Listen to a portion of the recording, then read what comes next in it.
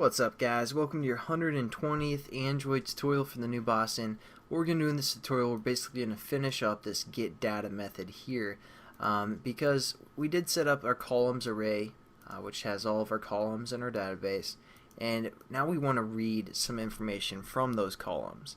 And we basically read information through something called a cursor. So we're going to set a cursor up, and we're just going to set this cursor to be C and hit equal. And how we do or how we read from our database is, again, our open method. Here we have our database helper, and then we create our database here from our helper that's writable for the most part. So we're going to refer to our database. So we're going to say our database, and the cursor will allow us to again read from this. So we just hit dot and query, hit that, and then the first parameter, yeah, we have a lot of parameters that we have to work with. The first one here is the table name. So we have our database table name called database_table. We're going to click that. For our columns, again, it's just our string array that we set up here, so it's going to give some information about all of our columns. Selection, everything else we're going to set to null, so you don't have to worry about that for the most part. Again, if you guys want a little bit more information, you can just hover over the query and read about the parameters, the selection, and all that stuff. But for example, we don't really care about that. We're just going to read from our columns. So now that we have our cursor set up, what we want to do is, again, since this is going to return a string, we want to set up a string variable that's going to return. So we're going to set up string, and we're just going to set this to result, and we're just going to initially set it to be nothing for the most part. And that's what we're going to return. Again, when this method is called, it's going to run through here and return a string, so that's the string that we're going to return.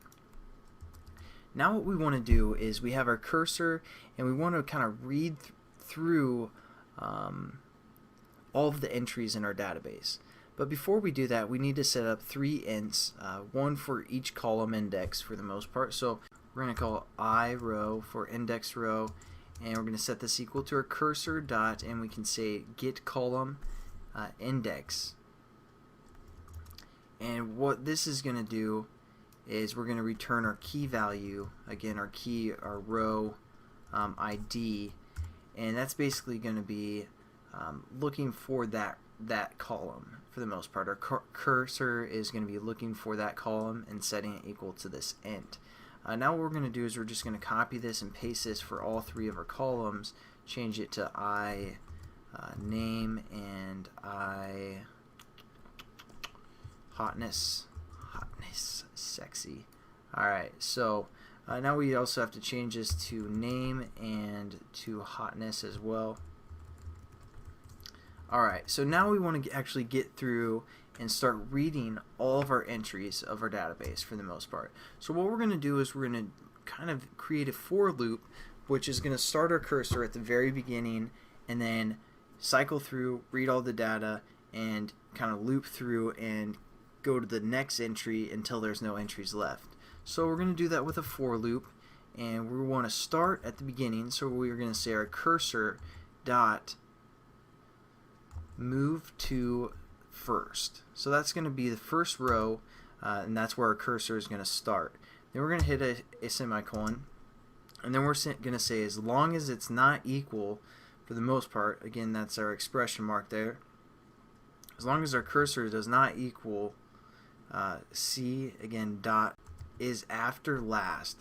So we're going to use this method. So if our cursor is at the position after the last entry in our database, that's when it's going to stop. And then we're going to just hit semicolon, and we're just going to move the cursor forward each time. So we're going to say move to next, and then open brackets, and this is where we're going to read the data. But again, just I'm not sure if we have done for loops yet or not. Again, we're just starting our cursor at the beginning, and after it reads through one time, it's going to move to the next position as long as it's not the position after the last row in our database, if that makes sense. So now what we want to do is we want to set our result equal to the information that we're reading. So we're going to say result is equal to basically result as well, which I'll explain in a second. Then we're going to say cursor, our cursor that we set up, cursor dot get string,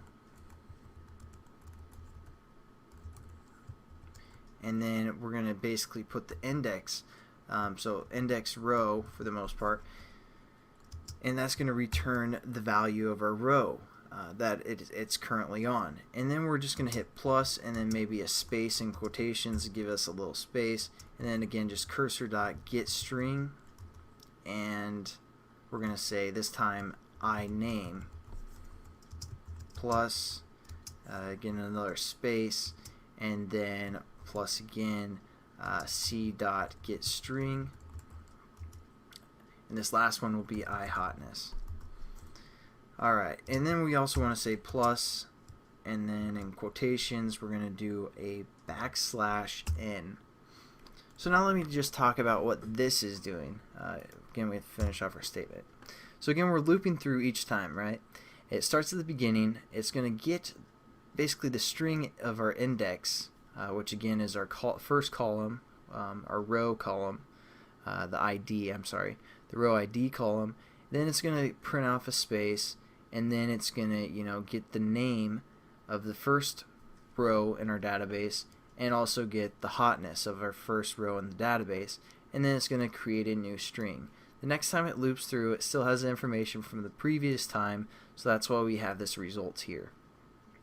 And then it's just going to loop through for the second row. And now let's just check out our application, make sure it works. Again, we're returning this result that we set up here, but hopefully everything works here. Again, probably the most important thing for this tutorial is you use the cursor to read from our database or a data base, which gets the table and the columns and all that stuff. So let's just make sure our application works. Scroll down, you put an entry like Jenny, and we're going to set Jenny equal to be 9. That's pretty good. And then we're going to hit update database, heck yeah, and then we're going to hit view database. As you can see, Samantha, she's about a 6, Jenny's about a 9. No one can compete with me, you know. I'm just kidding. But yeah, it looks like our database is working. That's the entry from a tutorial ago, or a couple of tutorials ago, and it still saved it to our database. So that's pretty much it for this tutorial, guys. Hopefully it made some sense. Hopefully you guys kind of understand SQL a little bit better than you did about 10 tutorials ago. So I'll catch you guys later, and have a good one.